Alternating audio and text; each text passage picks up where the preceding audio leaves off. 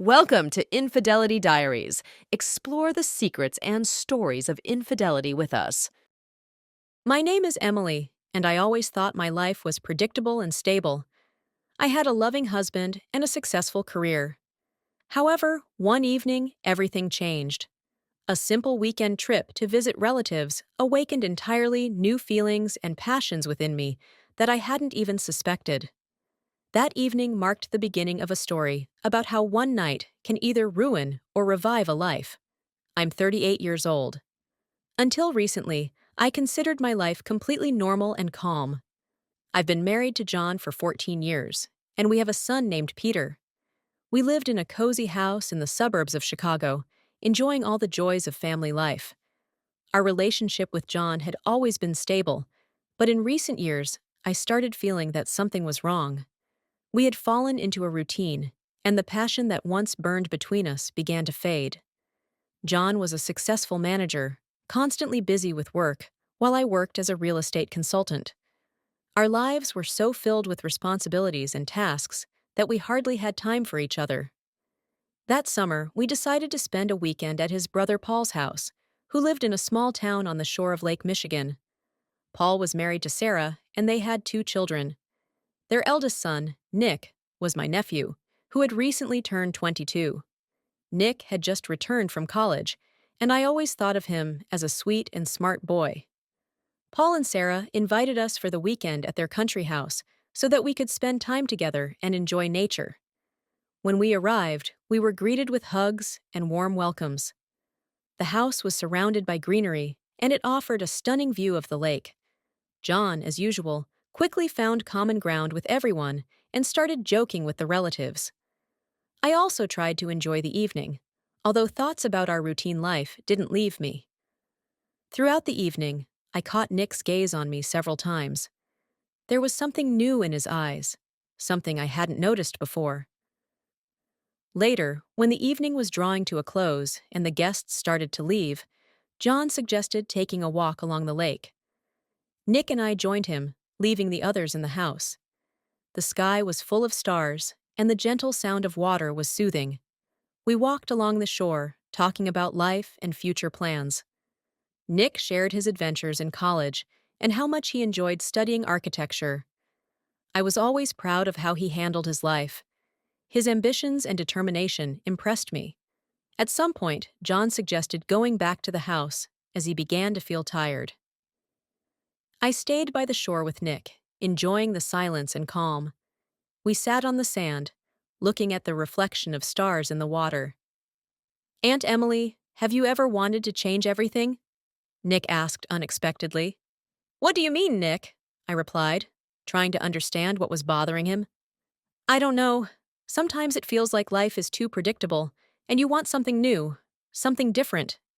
His voice sounded thoughtful and sad. "Yes, Nick, I sometimes feel that too," I admitted. "But we have to appreciate what we have and try to find joy in the little things." Nick was silent for a moment, as if gathering his courage. Then he turned to me and looked me straight in the eyes. "Aunt Emily, I think I'm in love with you." At that moment, the world stopped. I felt like the ground beneath my feet disappeared, and I was falling into an abyss. This couldn't be true. "Nick, what? What are you saying?"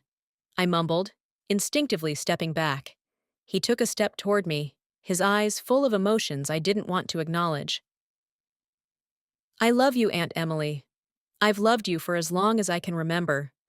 At first, I thought it was just admiration, a normal affection of a nephew for his favorite aunt.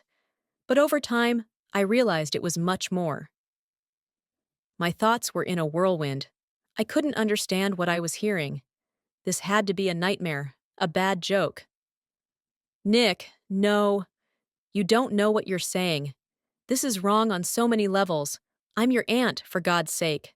I'm married to your uncle. This can't happen." I tried to make my voice firm, but I could hear the tremor in it. Nick took another step, almost completely eliminating the distance between us. I stood on the lakeshore, looking into Nick's eyes, and couldn't believe he had said those words. I felt lost and confused. "Nick, this is wrong," I whispered, trying to regain control of the situation. "We can't." "Aunt Emily, I understand that it seems wrong, but I can't hide my feelings any longer," he interrupted, his voice full of passion and determination. "I love you. This isn't just a fleeting crush. It's a real feeling that I can't ignore." I tried to find words to stop him, but my mind was clouded. I had drunk several glasses of wine at dinner, which undoubtedly affected my ability to think clearly. I felt a mix of emotions rising inside me: fear, guilt, but also something forbidden and alluring. Nick was tall and fit, his muscles defined under the moonlight. He was young, full of energy and confidence. His eyes shone with emotions that I couldn't ignore. My heart started beating faster, and I tried to convince myself it was just the wine, but I couldn't deny what was standing before me. "Nick, please understand. I'm married. I have a family. This will ruin everything," I whispered, feeling my own words lose their strength. He stepped closer, so close that I could feel the warmth of his body. "I know it's complicated, but you must feel something too. I see it in your eyes," he said, his voice soft but confident. I closed my eyes, trying to find the strength to push him away, but all my efforts were futile. I felt his hand gently touch my cheek, and that touch was like a spark igniting a fire inside me. "Nick, we can't." But before I could finish my sentence, his lips touched mine. It was a gentle, cautious kiss, but I felt all my emotions explode inside me. My mind resisted, but my body responded to the kiss as if it had been waiting for it for a long time. There was a conflict inside me. My mind said one thing, but my heart said another. I felt his hand glide down my back, pulling me closer. At that moment, I could no longer resist. The wine, the fatigue, and his persistence had done their job. I answered his kiss, allowing myself to sink into this forbidden moment. His lips were warm and insistent, and I felt my body responding to his touch. My hand found his neck, and I pulled him closer, forgetting about everything else. It was madness, but I couldn't stop. His kiss was full of passion and desire, and I felt my own feelings becoming more intense. We stood there, on the lakeshore, under the starry sky, and I felt myself losing control. At that moment, I forgot about everything. About John, about the family, about the possible consequences. There were only Nick and I, and this kiss that changed everything. When we finally pulled away from each other, I was in turmoil. My heart was pounding, and my breath was erratic. "Nick, what are we doing?" I whispered, feeling tears welling up in my eyes. "We're doing what we should have done a long time ago," he replied, his voice hoarse with emotion. "I love you, Emily, and I know you feel the same." I looked at him, trying to find an answer. Everything inside me screamed that this was wrong, but I couldn't deny the feelings that had ignited within me. This was a moment that changed everything, and I knew there was no turning back. We returned to the house, each burdened with thoughts and emotions. I knew that this night was only the beginning, and that many difficult decisions and trials lay ahead of us. But at that moment, I was ready to risk everything for this feeling, for this passion that was blazing in my heart. In the morning, upon waking up, I tried to gather my thoughts. The night had been chaotic, and it seemed as if everything that had happened was just a dream. But the memories of the kiss with Nick were too real to be an illusion. I got out of bed, feeling anxious and uncertain, but I tried to act as usual. John was already in the kitchen, making breakfast. I approached him and kissed him on the cheek, trying not to show my inner turmoil.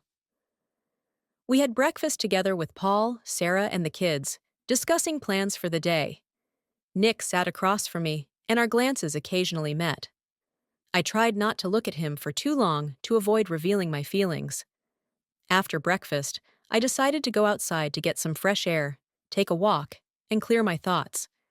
When I returned, there was a note on my bedside table.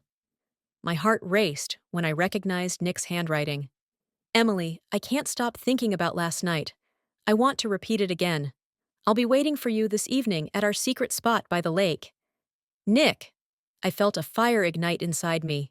Nick's words were full of passion and desire, the same feelings I had. I knew it was madness, but I couldn't resist. I spent the entire day in anticipation of the evening, unable to find peace. When evening came, I chose my best short dress, with a deep neckline that highlighted my figure. I did my makeup and styled my hair, trying to look perfect. My heart was pounding wildly as I looked at my reflection in the mirror. I knew it was wrong, but my feelings were stronger than me. I quietly left the house and headed to the lake. Nick was already waiting for me there, his eyes lighting up when he saw me. "You came," he said, smiling. "You look stunning." "Thank you, Nick," I replied, feeling my heart race. I couldn't stop thinking about last night either. We walked along the shore, talking and laughing. I felt the tension melt away, leaving only joy and passion. Nick took my hand, and I couldn't help but smile. At that moment, I was happy despite all the contradictions and dangers. When we returned to the house, it was empty. Everyone had gone for an evening walk. Nick looked at me with tenderness and desire. "Let's go upstairs," he suggested, and I nodded, feeling the fire inside me grow. We went up to the bathroom, and Nick turned on the water, filling the room with steam. He turned to me and began slowly removing my dress, his hands gently caressing my body. I felt every touch like an electric shock. My heart was pounding, and I closed my eyes, enjoying the moment. Nick pulled me closer, our lips meeting in a passionate kiss. His hands slid over my skin, giving me goosebumps. I felt his breath becoming more ragged. He began slowly undressing me, every movement filled with love and passion. When the dress fell to the floor, I stood before him in just my underwear. His gaze was full of admiration and desire. "You're so beautiful," he whispered, his voice hoarse with emotion. I stepped closer and began unbuttoning his shirt, feeling his muscles tense under my fingers. Nick leaned down and kissed me, his hands sliding down my back, unhooking my bra. When he removed it, I felt his hot lips touch my skin. We stood in the bathroom, surrounded by steam, and I couldn't resist feeling that this was the most passionate and exciting moment of my life. Nick slowly pulled off the remaining underwear and lifted me in his arms, his eyes burning with passion. I wrapped my arms around his neck and pulled him closer, our bodies merging into one. He laid me down on the soft towels spread out on the floor and began to slowly caress me with his hands. I closed my eyes, enjoying every touch. Nick was gentle and attentive, every movement filled with love and care. I felt the world around us disappear. It was like a flash of light, blinding and captivating. We moved in unison, our bodies merging into one, and I felt the fire between us grow stronger. At that moment, nothing else existed but the two of us and our passion. I forgot about everything and allowed myself to immerse in this forbidden and thrilling moment. It was a night that changed everything, and I knew there was no turning back. In the morning, upon waking up, I felt a heavy heart. The night had been incredible, but I knew it couldn't continue like this. Remembering the note, I realized I had to make a decision. I couldn't allow myself to destroy my family for this passion. John and Peter deserved honesty, and I couldn't live a lie. When I got up and dressed, Nick was already awake. He greeted me with a look full of hope and love. "Good morning," he said, smiling. "How do you feel?" "Nick, we need to talk," I replied, trying to gather my thoughts. "What happened was incredible. But we can't continue this. I can't betray my family." His smile faded, and a shadow of disappointment appeared on his face. "Emily, I understand it's difficult, but we can make it work. We can be together." I shook my head, feeling the pain grow inside me. "No, Nick, we can't. It's wrong. I'm married to John. We have Peter. I can't ruin their lives." Nick sighed, his eyes darkening with anger and despair. Do you really think you can forget all this? Do you think you can go back to your routine life as if nothing happened? I have to try, I said, trying to hold back my tears. I love you, Nick, but I can't continue this. I have to go back to my family. He turned away, his shoulders tensed. If you won't be with me, I'll tell John everything, he said, his voice cold and determined. I felt my heart stop. You can't do that, Nick. It will destroy everything. You're leaving me no choice, he replied, looking at me with determination. Either you're with me, or I tell the truth. The following days, I felt like I was walking on pins and needles. I couldn't believe Nick was really willing to take such a step. I tried to avoid him, hoping he would change his mind, but his threats hung over me like a dark cloud. Several days passed, and one evening, when John was home, Nick actually showed up. I was sitting in the kitchen when I heard his voice from the living room. My heart raced, and I went to see what was happening. Emily, what is going on here? John asked, his face full of confusion and anger. John, I can explain everything, I began, but Nick interrupted me. I'll tell him, John, Nick said, his voice firm. Emily and I, we had an affair. We love each other. John looked at me, his eyes filled with pain and rage. Emily, is this true? I nodded, tears streaming down my cheeks. Yes, it's true. But I want it to end. I don't want to destroy our family. John shook his head, his face contorted with anger. How could you? How could you do this to me and Peter? I tried to approach him, but he stepped back. Don't come near me, he said, his voice trembling. I don't know what to do now. Nick stood aside, his face grim. I can't live without her, John. We need to be together. John looked at him with contempt. You've ruined everything, Nick. You've destroyed our family. Those words struck a chord of pain in my heart. I knew I had made a terrible mistake, and I couldn't find the words to fix the situation. That night, John left the house, leaving me alone with my thoughts and guilt. Nick tried to talk to me, but I couldn't listen to him anymore. I knew we were not meant to be together, and that I had to find a way to rebuild my family if that was even possible. The following days were filled with pain and suffering. John refused to talk to me, and Peter noticed something was wrong. I knew that I had a long and difficult road ahead to regain trust and love, but I was ready to do whatever it took to save my family. After that devastating night, when Nick revealed our affair to John, my life plunged into chaos. I tried to contact John, but he didn't answer my calls or messages. He took Peter and moved to another house, leaving me alone in our empty home, filled with memories and pain. Several days passed, and I didn't know what to do. My heart was broken, and I felt like I had lost everything. I decided to take the first step and try to talk to John. I understood that he deserved explanations and apologies, even if he didn't want to hear them. I drove to the house where John and Peter now lived. Knocking on the door, I stood there, waiting for an answer. When the door opened, John stood before me. His face was pale, his eyes tired and full of pain. John, please listen to me, I began, trying to find the words to explain my feelings. I know I made a terrible mistake. I'm ready to do anything to make it right. Please, give me a chance. He looked at me with contempt and anger. Emily, you betrayed me. You destroyed our family. How can you expect me to forgive this? Tears streamed down my cheeks. I understand that you're angry and disappointed. I'm not asking for forgiveness right now, but I'm asking for a chance to show that I truly regret my actions.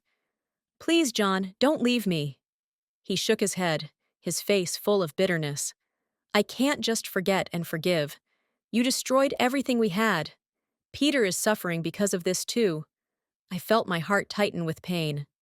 I know Peter is suffering. I want us to try to rebuild our family for his sake. He deserves to have both parents around. John sighed, his gaze softening for a moment.